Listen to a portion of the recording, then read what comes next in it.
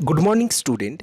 इस video lecture में हम डिस्कस करेंगे सेल्फ एक्साइटेड डीसी मोटर के बारे में, क्योंकि यहाँ पे कोई भी एक्सटर्नल सप्लाई नहीं लगता है एंड यहाँ पे आर्मेचर वोल्टेज जो है वो फील्ड वाइंडिंग को क्या करेगा, एक्साइट करेगा, इसलिए इसे सेल्फ एक्साइटेड कहा जाता है। There are 3 types of self excited DC motor present. One is shunt wound, second is series wound and last one is compound. Shunt and series इन दोनों को कंबाइन करके कंपाउंड मोटर बनाया जाता है। सो यहाँ पे मेनली डिस्कस करेंगे शंट एंड सीरीज मोटर। इसका करंट इक्वेशन देखेंगे, वोल्टेज इक्वेशन देखेंगे एंड पावर इक्वेशन। फर्स्ट जो है shunt motor. So this is the most common type of DC motor. This is the equivalent circuit diagram of shunt motor. जो equivalent circuit diagram है इसको सही से समझना जरूरी है। यहां से हम सप्लाई दे रहे हैं वोल्टेज, यहां से करंट फ्लो हो रहा है। जो करंट आर्मेचर के अंदर फ्लो हो रहा है उसको IA से रिप्रेजेंट किया एंड आर्मेचर में भी यहाँ पे दिखाया नहीं है, मगर आर्मेचर के अंदर भी एक इंटरनल रेजिस्टेंस ड्रॉप होगा, इंटरनल रेजिस्टेंस रहेगा। ठीक है, आर्मेचर के अंदर जो इंटरनल रेजिस्टेंस है उसको RA से रिप्रेजेंट करते हैं। ओके, आर्मेचर के अंदर में जो इंटरनल रेजिस्टेंस होगा उसको RA से रिप्रेजेंट करेंगे। अब फील्ड वाइंडिंग में जो करंट जा रहा है वो उसको ISH से रिप्रेजेंट किया क्योंकि शंट मोटर है एंड रेजिस्टेंस को RSH से रिप्रेजेंट किया गया है। अब फर्स्ट डिस्कस करेंगे current equation. So current equation कैसे बनेगा, यहां से बहुत ही सिंपल है। ये जो A नोड है इसमें KCL लगाएंगे तो करंट इक्वेशन बनेगा। सो यहां पे I फ्लो हो रहा है inside this node and outside this node flow हो रहा है IA current and ISH current. So यहाँ पे KCL लगाएंगे तो क्या होगा, I equal to IA plus ISH, जैसे कि यहाँ पे दिखाया गया है। Okay, clear. This is the current equation. अब बात करेंगे वोल्टेज इक्वेशन के बारे में। सो वोल्टेज इक्वेशन कैसे मिलेगा, यहाँ पे फर्स्ट क्या करेंगे, पूरा जो सर्किट है यहाँ पे KVL लगाएंगे। KVL लगाएंगे तो क्या होगा, ये जो पूरा लूप बना है इसमें KVL लगाएंगे। So V equal to ISH into RSH। So V equal to ISH RSH। So यहाँ पे इस ओवरऑल लूप पे अगर KVL लगाएंगे तो V का वैल्यू मिल जाएगा, V equal to ISH RSH। Okay, clear.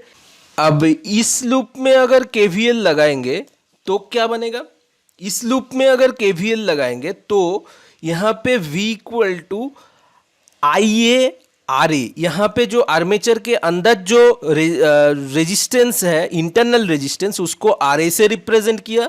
सो यहाँ पे ड्रॉप कितना होगा आर्मेचर के अंदर, IA RA प्लस E। जो E क्या है, E है आर्मेचर में जितना वोल्टेज इंड्यूस्ड हुआ, सो इंड्यूस्ड EMF इसको कहेंगे। सो इंड्यूस्ड EMF प्लस जो ड्रॉप है आर्मेचर के अंदर उसको जोड़ेंगे तो क्या मिलेगा, इनपुट जितना वोल्टेज हम दे रहे हैं, input voltage equal to armature के अंदर जितना लॉसेस है प्लस इंड्यूस्ड EMF। सो यहाँ पे जैसे कि यहाँ पे दिखाया V equal to E plus IA RA, this is the induced EMF and this is the internal resistance drop. So armature के अंदर जो इंटरनल रेजिस्टेंस है उसके वजह से जो ड्रॉप है इसको IA RA से रिप्रेजेंट किया। Okay, clear voltage equation. अब हम डिस्कस करेंगे power equation. So power equation कैसे बनेगा, input power that equal to mechanical power developed plus losses in the armature plus losses in the field winding. So input जितना हम power दे रहे हैं, कितना इनपुट पावर दे रहा है, V into I। So input power is nothing but V into I। So input power दे रहे हैं V वोल्टेज इंटू करंट करेंगे तो input voltage into input current करेंगे तो इनपुट पावर मिलेगा। So V into I input power दे रहे हैं। अब सो इनपुट जितना पावर दे रहे हैं दैट इक्वल टू क्या होगा, mechanical power developed plus losses. So loss कहाँ कहाँ पे होगा, एक तो आर्मेचर में और एक तो फील्ड वाइंडिंग में।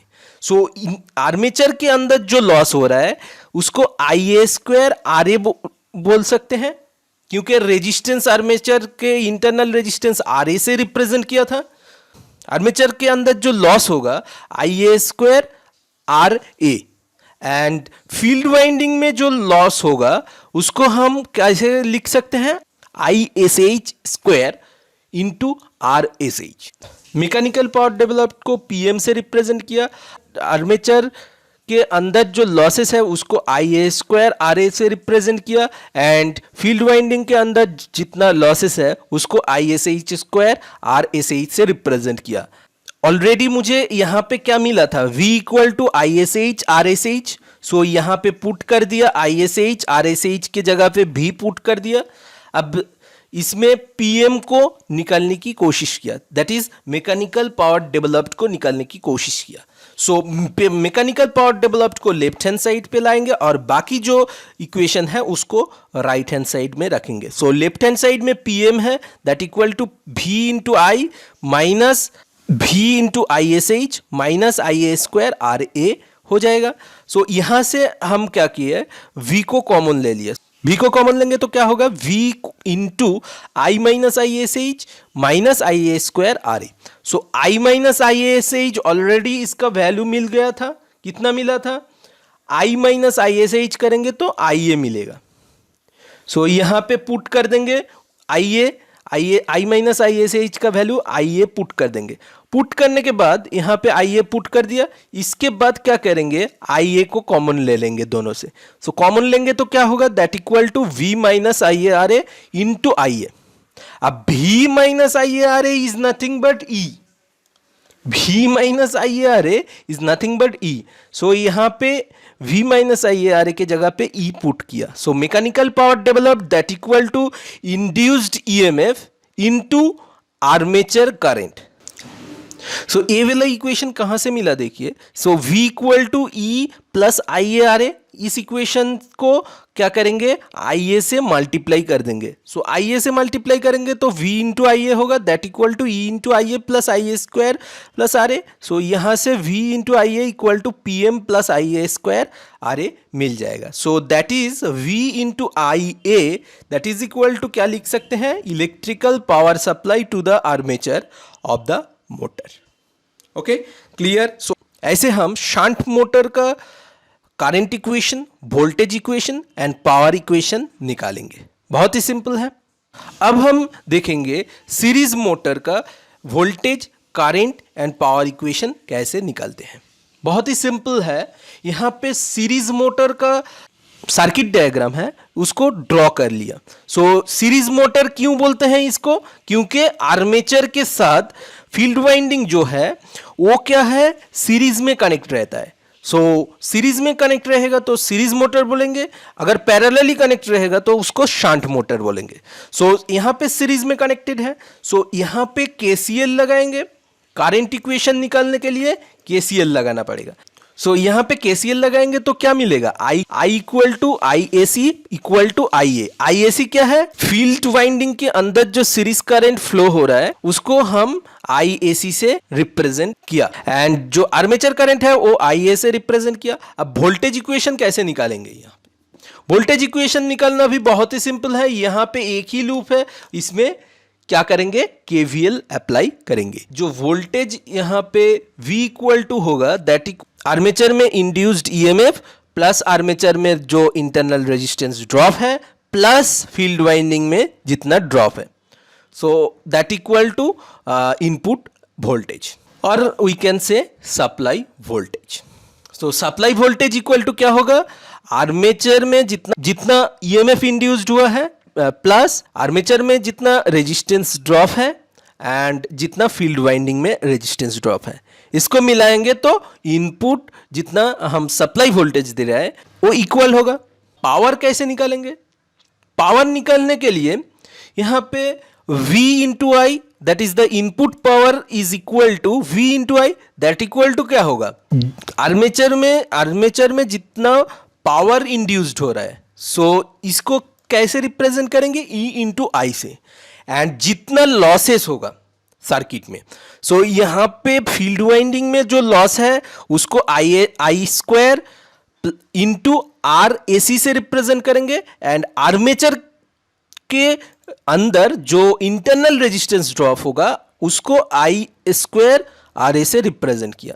सो यहां पे वी आई इक्वल टू मिलेगा E I plus I square R A plus I square R S E.